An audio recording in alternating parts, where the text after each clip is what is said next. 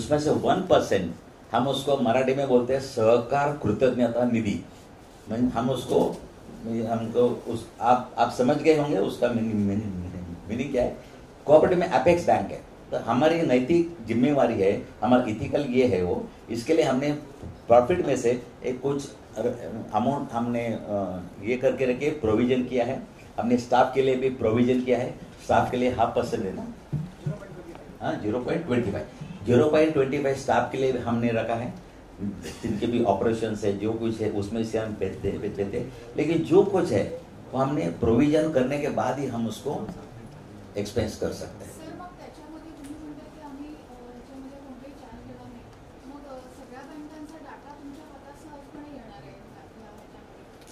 Data त्यांच्याकडेच असणार आहे। या बँकांचा डेटा येणार म्हणजे काय, त्यांच्या खात्यांची माहिती वगैरे येणार नाही, आपल्याकडे फक्त लॉग्स येणार आहेत आणि त्या लॉग्स मध्ये फक्त IP ॲड्रेस असतो, त्याच्यामध्ये खातेदाराचं नाव किंवा हे काही नसतं। नाही तो मशीन डेटा येणार आहे, तुमच्या ट्रान्झॅक्शन मध्येही तुमचे लॉग्स मधले कोणी कोणाला पैसे दिलेत वगैरे हा डेटा काही येत नाही।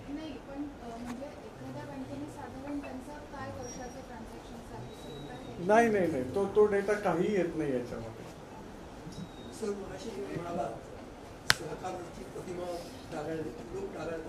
नाही नाही नाही, लोक डागाळत नाही, आपोआप डागाळी गेली आहे। डागाळी गेलेली आहे। रिझर्व्ह बँकेनं 36 लाखाचा दंड लावला, पण सरकारी बँकेत असं काही झालं असतं तर रिझर्व्ह बँक असा दंड लावते नाही। मी रिझर्व्ह बँकेत 12 वर्ष, मी माझ्याकडे साहेब महाराष्ट्र, गुजरात, गोवा, जम्मू काश्मीर, राजस्थान या 5 राज्यातल्या अर्बन बँकांचा प्रतिनिधी म्हणून मी RBIवर काम केले, 12 वर्ष काम केलेलं आहे। रिझर्व्ह बँक कुठे डिस्क्रिमिनेट करत नाही, या सगळ्या बँकांना दंड लागतोच, नॅशनलाइज असू द्या, प्रायव्हेट सेक्टर। पण प्रामाणिकपणे सांगतो, सहकारी बँकेवर दंड लागल्याची बातमी मोठी होते। या सगळ्या बँकांवर दंड लागतो, सगळ्या बँकांवर लागतो। कोणावर बँका, परवा ICICI बँकेला 10 कोटी रुपये दंड लागलाय, 10 कोटी रुपये दंड लागलाय, सगळ्या बँकांवर लागतो, कारण नॉर्म्सच तसे आहेत ना, ते नॉर्म्समध्ये कोणी सुटत नाही। पण ICICI बँक इतकी मोठी आहे, आज बघायला जाल तर या लहान बँकांवर दंड आता ते। माझा प्रश्न वेगळा आहे की आता इंडसइंड बँकेमध्ये थोडासा प्रॉब्लेम झाला, 3ऱ्या 4थ्या दिवशी रिझर्व्ह बँकेनं क्लॅरिफिकेशन दिलं की या बँकेतल्या ठेवीला काही धोका नाही आहे आणि आता none of the business of RBI, पण न्यू इंडिया कोऑपरेटिव्ह बँक मिळाली त्याच्याबद्दल रिझर्व्ह बँक कोणता शब्द। शेवट असा आहे, आता मी कोणाची बाजू नाही केली, मला सरकारची प्रतिमा उजळणं हे रिझर्व्ह बँकेचं काम आहे की नाही, मी कोणाची बाजू नाही घेत, पण फॅक्च्युअल परिस्थिती आपल्याला ऍक्सेप्ट केली पाहिजे। त्यांचं कुठेही आता एखाद्या 10 कोटीची बँक, सहकारी बँक बंद पडली तर अर्थव्यवस्थेला कुठलाही धोका होत नाही, पण ICICI बँक, स्टेट बँक यामध्ये जर झालं तर पूर्ण अर्थव्यवस्था कोलमडून जाईल। त्यामुळे ICICI बँकेवर ज्यावेळी गुजरातमध्ये ATM मधनं पैसे मिळत नव्हते त्यावेळी RBIने चार्टर प्लेन ठेवून तिकडं पैसे नव्या करोड नोटा सप्लाय केल्याच ना। त्यामुळे आज असं आहे, इन्स्टंट कुठल्या बँकेकरता RBIने पुढे यायचं की या बँकेमध्ये कुठलाही धोका नाही, पैसे हे करू नका। शेवट आमची ताकद, आमची व्हॅल्यू किंवा आमची उपयोगिता आम्ही जोपर्यंत सिद्ध करत नाही। आज मी RBIना विचारलं, एक छोटंसं उदाहरण देतो, आज तुम्ही सगळे विचारताय सहकार्याबद्दल, चांगलं वाटतंय मला, की मध्ये एका कुठली बँक मॅडम ती आमची मराठा, त्या बँकेवर रन लागला होता आणि मीडियाने असं कॅमेरा देत असताना तो रन त्या मीडियाच्या ह्याच्यामध्ये दुसऱ्या बँकेच्या पाठीवरनं तो कॅमेरा गेला। त्या दुसऱ्या दिवशी त्या बँकेवर 6 वाजता रांग लागली होती। त्यावेळी RBIला आम्ही सांगितलं की तुम्ही बाबा या बँकेचं बॅलन्स शीट, त्या आमच्या मॅडम त्यावेळी फेडरेशनच्या CEO होत्या, त्यावेळी त्याने RBIशी कॉन्टॅक्ट केलं। RBIने सांगितलं this is none of our job, this is job of federation, तुम्ही बाहेर या आणि तुम्ही सांगा या बँकेची आर्थिक परिस्थिती चांगली आहे। फेडरेशननी ते पत्र काढलं, पण फेडरेशनच्या पत्रावर आणि RBIच्या पत्रामध्ये जमीन आसमानचा फरक आहे। त्यामुळे असं होऊ शकतं। त्यामुळे आम्ही स्वतःची उपयोगिता जोपर्यंत अर्थव्यवस्थेत सिद्ध करत नाही, स्वतःची उपयोगिता, आता आमची उपयोगिता आहे ग्रामीण रुरल इकॉनॉमीमध्ये खूप आहे। आज रुरल इकॉनॉमी बघायला जाल तर शेती कर्जाचं वाटप या जिल्हा बँका आणि अपेक्स बँक तुम्ही बघायला तर पर्सेंटेज 98% आहे. तुम्ही या नॅशनलाइज बँकेचा पर्सेंटेज बघायला जा तर 55च्या आसपास घुटमळत येते. पंजाब नॅशनल बँकेचा पर्सेंटेज बघायचा, परवा SLBCची मीटिंग झाली, SLBCच्या मीटिंगमध्ये तुम्ही हे घेऊन बघा 35%च्या वरती नाही आहे. आजही त्या लोकांना मुख्यमंत्री सांगतात की शेतकऱ्यांना तुम्ही हे सिबिल विचारू नका.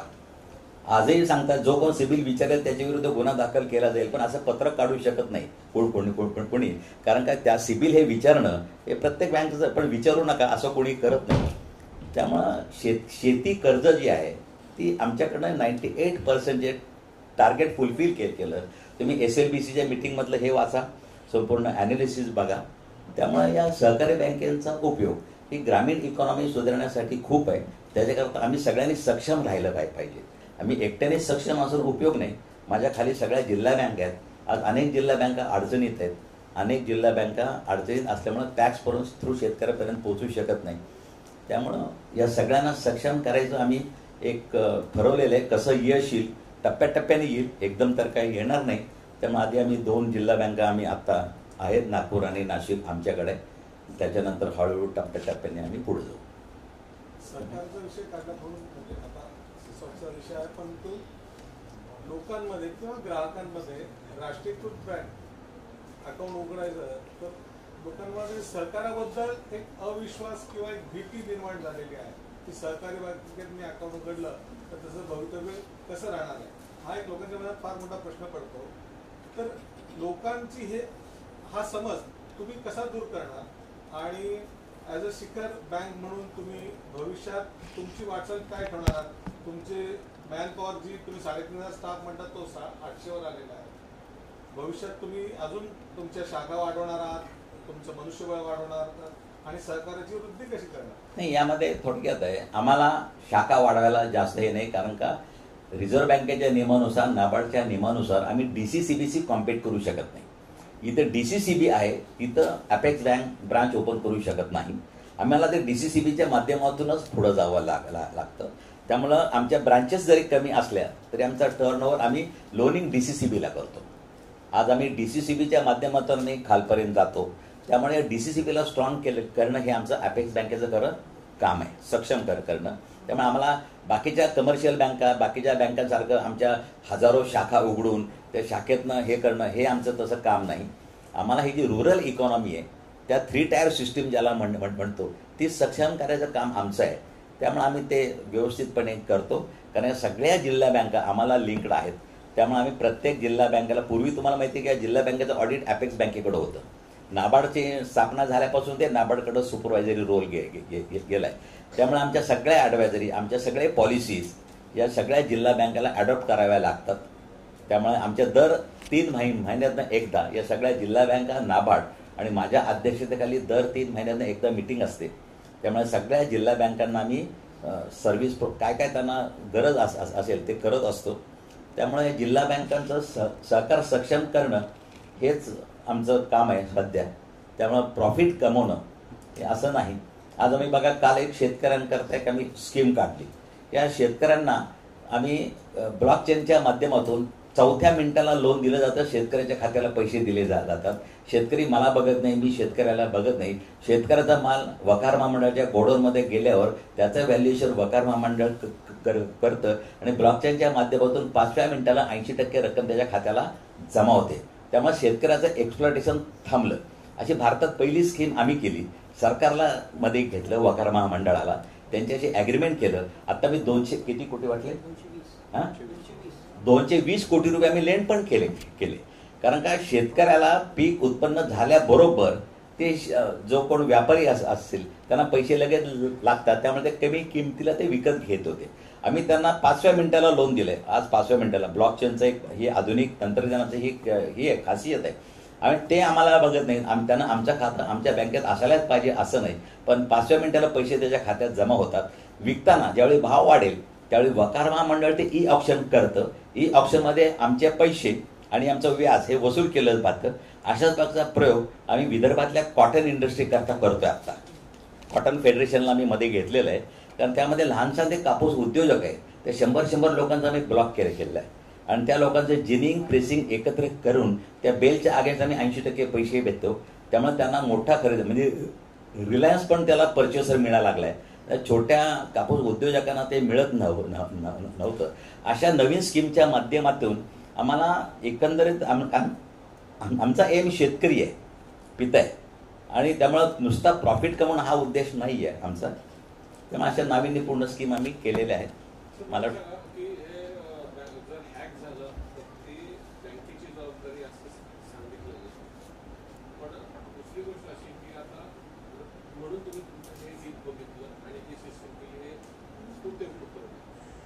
ग्राहकांचे पण पैसे खूप मोठ्या प्रमाणात जातात. त्याचं कारण ग्राहकांचे अज्ञान आहे, नो डाऊट. पण आता हे दोन ग्रामीण भागातही जातात. कुठे लॉटरी आहे, कुठे काय शेअर मार्केट आहे, जे काय आहे. तर त्याच्यासाठी एवढं तुम्ही सांगताय, त्या गोष्टीसाठी पुढाकार आहे काही चान्स? आम्ही बघा, आम्ही बँकिंग साक्षरता प्रतिष्ठान म्हणून एक माझं प्रतिष्ठान आहे. तुम्ही लोकसत्तेमध्ये बघायला जाल तर सेकंड पेजला रोज एक ॲडव्हर्टाईज येते आमची MSCI बँकेची. आम्ही बँकिंग अवेअरनेस देतोय लोकांना की कसं बँकिंग केलं पाहिजे. तुम्ही रोज बघा, रोज 365 दिवस बँकिंग साक्षरता प्रतिष्ठान अवेअरनेस देतो. आम्ही स्कूलमध्ये बँकिंग शिकवतो जाऊन. आत्ता स्कूलमध्ये आम्ही डेमो बँकिंगची तयारी ठेवली. आम्हाला 100 बाय स्क्वेअर फुटाची जागा द्या. MSCI बँकेच्या खर्चाने आम्ही तिथं बँकिंगचा सेटअप उभं करतोय. त्यामुळे हे आम्ही आणि असा सेटअप एक सातारला रयत शिक्षण संस्थेमध्ये उभं केलेलं आहे. त्यामुळे छोट्या छोट्या गोष्टी आहेत. हे बँकिंग वेगळं आहे. आमचं एक सोशल बँकिंग आहे. त्यामुळे सोशल बँकिंगमध्ये असून देखील आमची फिनान्शियल पोझिशन एकदम स्ट्रॉंग आहे. याचा पण आपल्याला विचार करायला पाहिजे.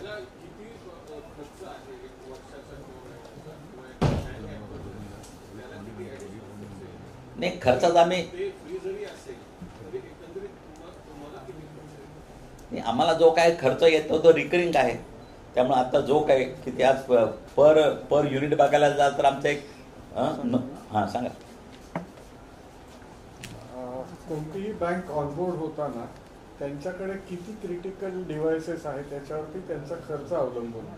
आता समजा आपण एक छोटी बँक घेतली की 50 डिव्हायसेस आहेत, तर त्यांना पर डिव्हाइस फिक्स कॉस्ट ही 9,000 रुपयाच्या आसपास येते आणि त्याची रिकरिंग कॉस्ट जी आहे पर डिव्हाइस पर इयर ही 26,000च्या आसपास येते. मग जसजसे तुमचे नंबर ऑफ डिव्हायसेस वाढतील तशी रिकरिंग कॉस्ट ही मार्जिनली कमी होत जाते. म्हणजे 200 डिव्हायसेसची एखादी बँक असेल तर त्यांची रिकरिंग कॉस्ट ही 26,000च्या ऐवजी 24,000 24,250 एवढी येते. आता त्यांना बेनिफिट काय, तर त्यांना जे इन्फ्रास्ट्रक्चर आहे ते त्यांना उभं करायचं नाहीये. त्याच्यानंतर त्यांना जे मॉनिटरिंगचे जे सायबर सिक्युरिटी एक्सपर्ट आहेत हे त्यांच्याकडे असणं गरजेचं नाहीये. ह्या सर्व्हिसेस राज्य सहकारी बँक आपण त्यांना फ्री ऑफ कॉस्ट त्यांना प्रोव्हाइड करतो. त्यांना कॅपिटल इन्व्हेस्टमेंट काही नाही. त्यांना कॅपिटल इन्व्हेस्टमेंट काही नाही. क्रिटिकल डिव्हायसेस मध्ये तुमच्या डेटा सेंटर ज्या याच्यावरती तुमचं बँकिंग सॉफ्टवेअर चालतं ते सगळं इन्फ्रास्ट्रक्चर म्हणजे क्रिटिकल डिव्हायसेस.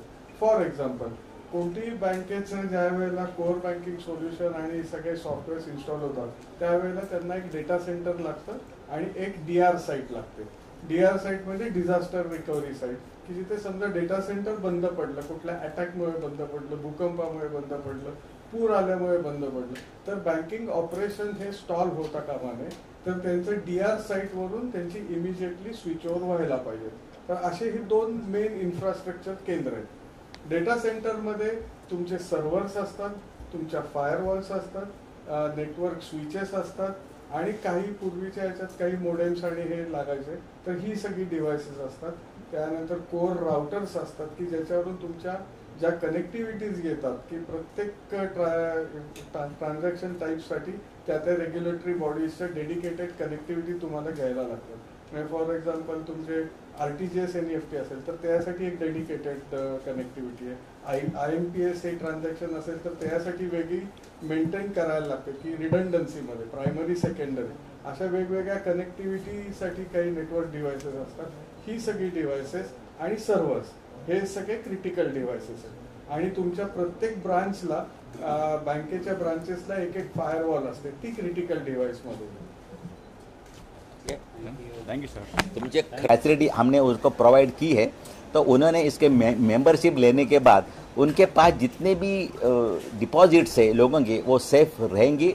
और जो अटैक्स है उसको अटैक्स हम लोकेट करेंगे, रिस्ट्रिक्ट करेंगे, उनको हम अलर्ट देंगे, तो उससे ये साइबर अटैक से ये पूरी लोग बच सकते हैं। बैंकों को किस तरह से उपयोगिता है होगी, जैसे आपने कहा कि किसी को कैपिटल अपना एक्सपेंस नहीं करना पड़ेगा, हाँ। और सारा यही सीसॉक सेंटर ही सब उसको मेंटेन और मैनेज करेगा। बहुत सारे बैंक्स आपको मालूम है, अर्बन कोऑपरेटिव बैंक महाराष्ट्र में जब कम से कम 476 बैंक्स हैं। कुछ बैंकों का डिपॉजिट बहुत कम है, 25 करोड़, 30 करोड़, 5 करोड़। उनके लिए इतना पूरा जो कैपिटल एक्सपेंसेस है वो इनकट करना बहुत ही मुश्किल बात है। और कैपिटल एक्सपेंसेस इनकट करने के बाद ये जो एक्सपर्टाइज टीम है और 24/7 ये टीम को उनको ये करना, उनको एम्प्लॉयमेंट देना, उसके लिए रिकरिंग एक्सपेंसेस करना, वो भी बहुत कठिन बात है। ये सेंटर की कैपेसिटी अभी तो 50 बैंकों को अकाउंटमेंट हम कर सकते हैं, कि जैसे रिक्वायरमेंट बढ़ेगी वो हम इसकी कैपेसिटी हम बढ़ाएंगे, तो ये कैपिटल एक्सपेंडिचर उनके लिए वो अब उनके करने की ज़रूरत नहीं। और जो रिकरिंग एक्सपेंसेस एक्सपर्टाइज जो उसका एम्प्लॉयमेंट है उसके भी उसको भी हम उनको एक्सपेंसेस करने की ज़रूरत नहीं है। तो पूरे सीसॉक सेंटर को जितने भी महाराष्ट्र में सहकारी बैंक्स है वो यूज़ कर सकती है और अपनी जो कुछ डिपॉजिट्स है वो प्रोटेक्ट कर सकती है। सर अभी तक कितने बैंक आपके साथ टाई अप हुए हैं और उनके चार्जेस क्या हैं सर? अभी हमारे साथ अभी 2 बैंक्स अभी ऑनलाइन है, बोर्ड पे है।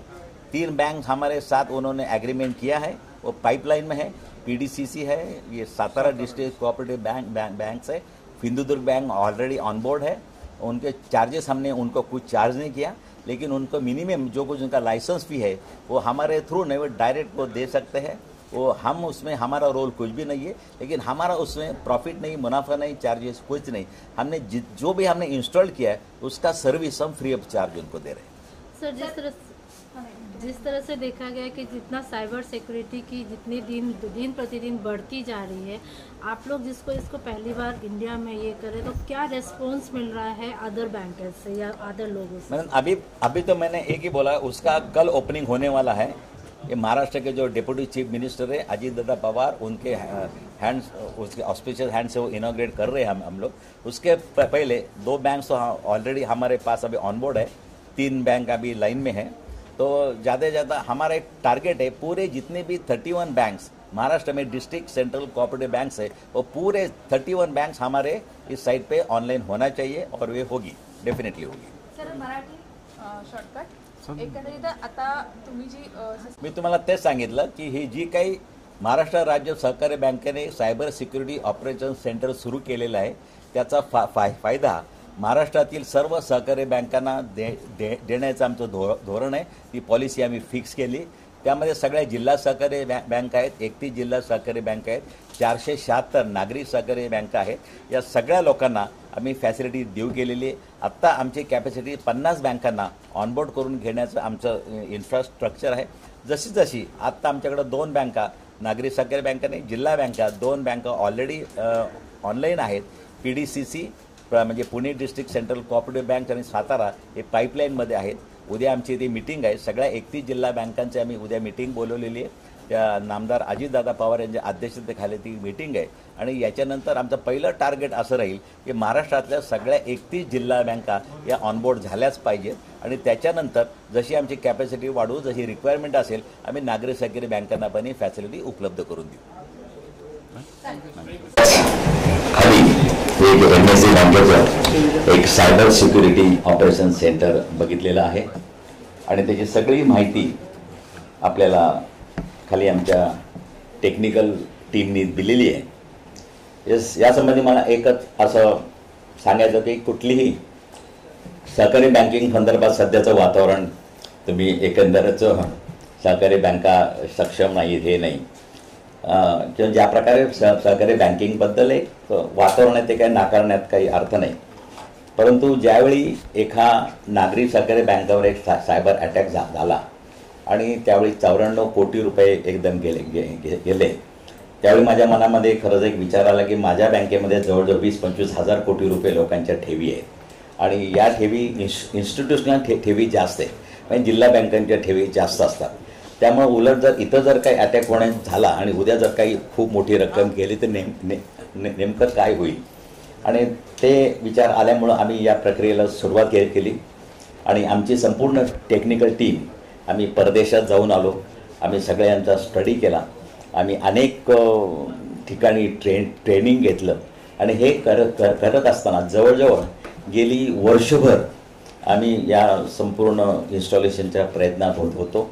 इन्स्टॉलेशन झाल्यानंतर आम्ही याचं खूप डीपली मॉनिटरिंग केलं आणि याचं सक्सेस रेट ज्यावेळी आम्हाला असा वाटला की संपूर्ण टोटल आम्ही फुल प्रूफ सिस्टीम आहे, त्यावेळी अनेक बँकांना आम्ही हे दिली, 2-4 बँकांना आम्ही बंदी दिली आणि त्याच्यानंतर त्या बँकांचा बराच मोठा फायदा झाला. आजही तुम्हाला आमच्या टेक्निकल टीमने एक्सप्लेन केलं आहे की अनेक अटॅक्स रोजच्या रोज होत असतात आणि पुलवामा हल्ल्यानंतर खूप अटॅक झाले.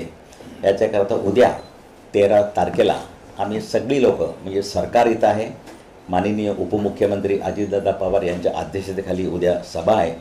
त्यावेळी नाबार्डचे सगळे CGM-पासून सगळे ऑफिसर्स आहेत, सहकार खात्याचे कमिशनर, चीफ सेक्रेटरीपासून संपूर्ण सगळे एक जिल्हा सहनिबंधक जे आपण ज्याला जॉईंट रजिस्ट्रार म्हणतो ते इथं आहेत. त्यामुळे सगळी लोक इथं आहेत आणि सगळ्या 31 जिल्हा बँकांचे अध्यक्ष, उपाध्यक्ष आणि CEO यांची एकत्रित बैठक उद्या अजितदादांच्या अध्यक्षतेखाली बोलवलेली आहे.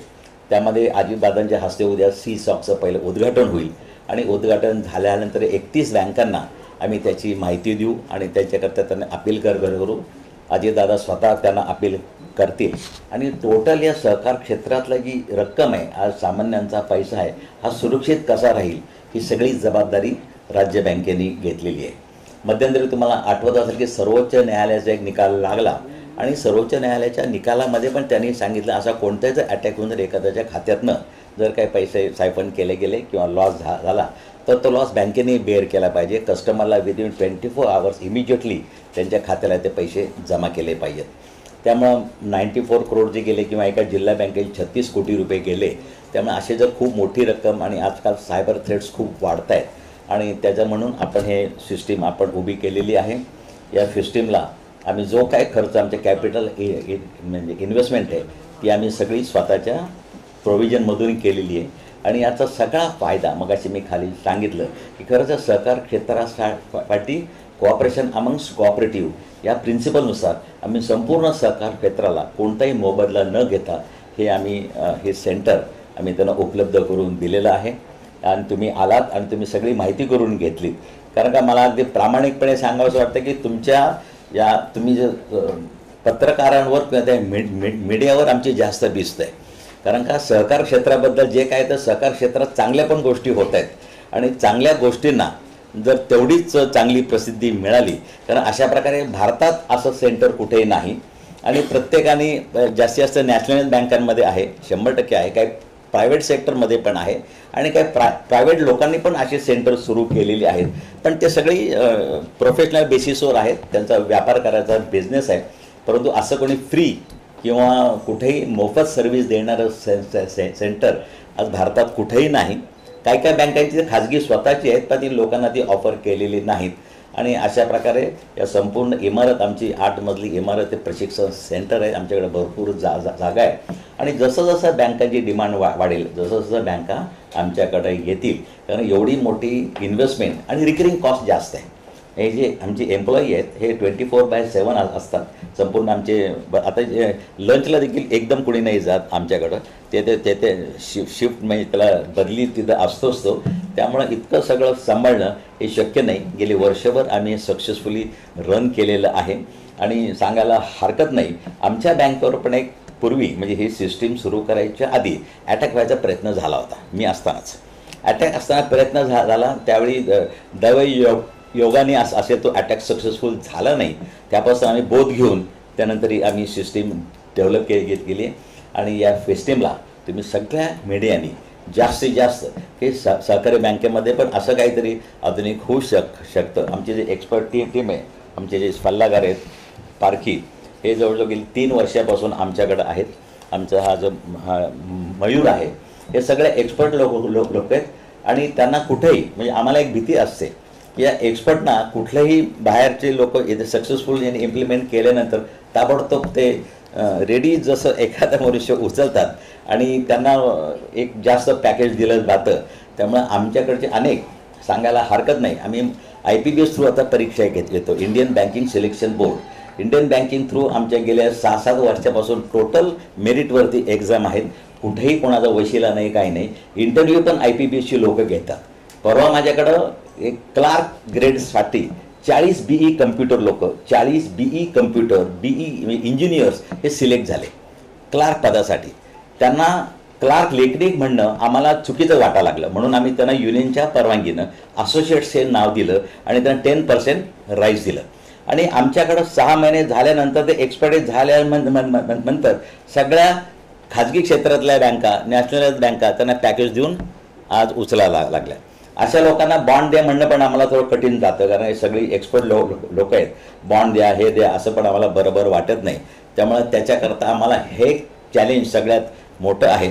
त्यामुळं आज राज्य सहकारी बँकेची परिस्थिती, आर्थिक परिस्थिती एवढी मजबूत आहे, मला सांगायला अभिमान वाटतो. आज माझा शिपाई 95,000 पगार घेतो. आज माझा शिपाई 95,000 पगार घेतो. आणि माझ्या सगळ्या युनियननी ज्या बँकेमध्ये, अजून एक सांगतो, या बँकेमध्ये पूर्वी 3200 स्टाफ होता, 3200 स्टाफ होता. आज माझ्या बँकेमध्ये 765 स्टाफ आहे. ज्यावेळी 3200 स्टाफ होता त्यावेळी बँकेचं आमचं टर्नओव्हर हा 15,000 कोटी होता. आणि 765 स्टाफ असताना माझा टर्नओव्हर 62,500 कोटी आहे. म्हणजे स्टाफ तोच आहे, पण स्टाफ क्या मल्टिपलमध्ये त्यांनी हे केलं. त्यामुळे अशा स्टाफला त्यांना समाधानकारक सॅलरी द्यायला आम्हाला काहीच हरकत नाही.